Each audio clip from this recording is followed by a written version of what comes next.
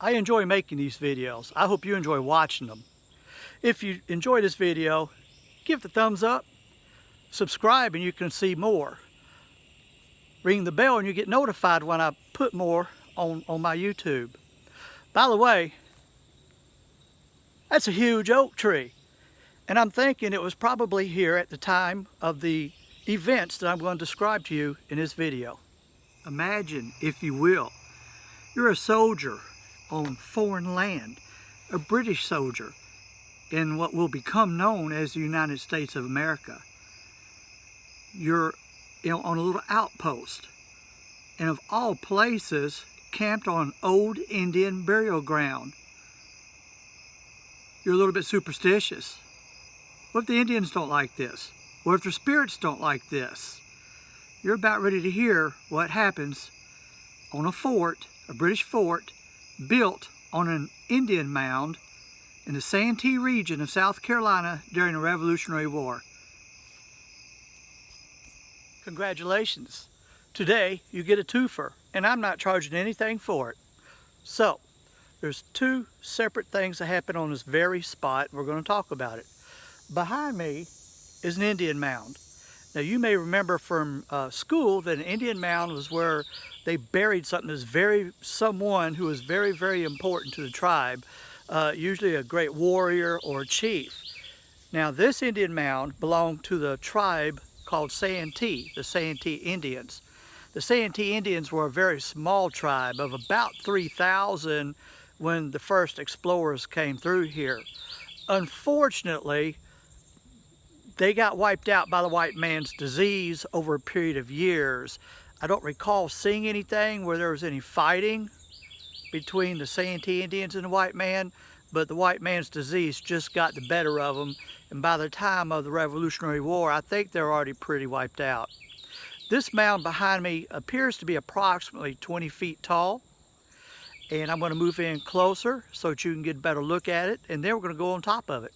There it is behind me. I'm going to stand out the picture where I hope you can get a better look at it. I'm not sure what you can see and what you can't see, but I'm going to stand back and then we'll go on top.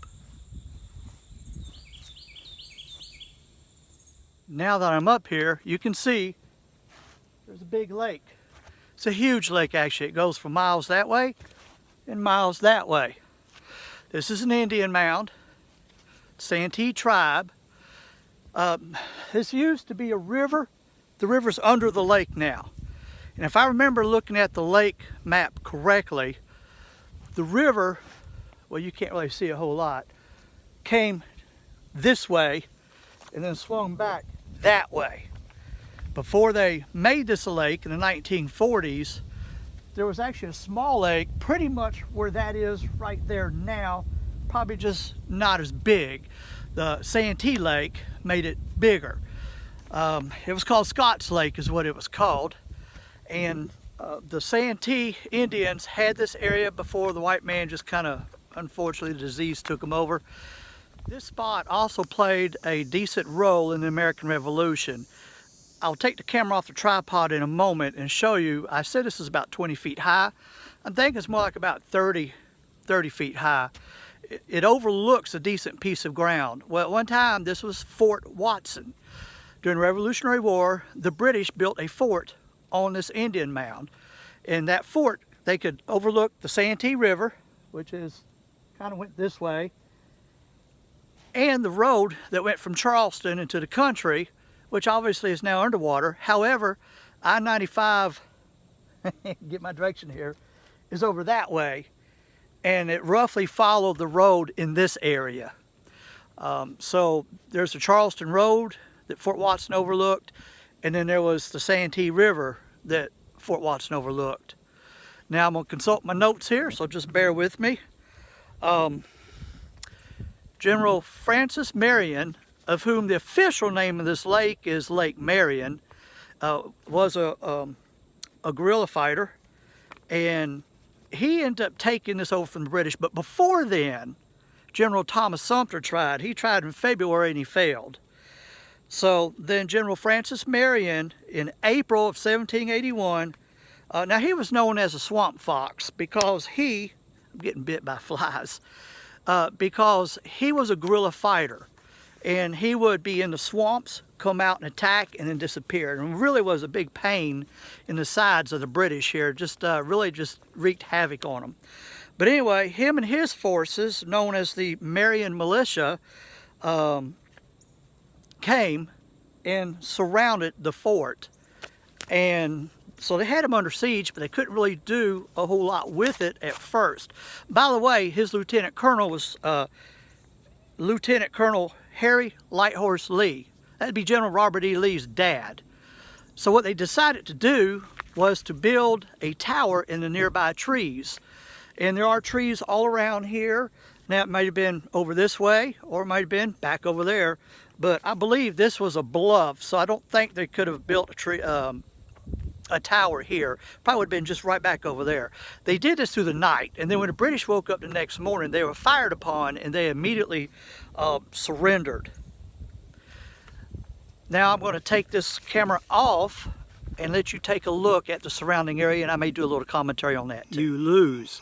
That's what happens. The mound is still in front of me. The platform's towards the back of the mound. But this is the lake. This part looks like, I believe, was Scott's Lake. The old Charleston Road was somewhere over there.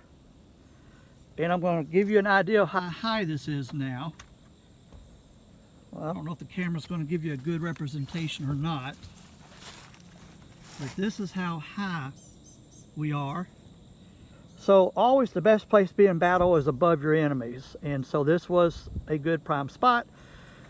However, it was easily taken over with the right people in charge and the right thinking.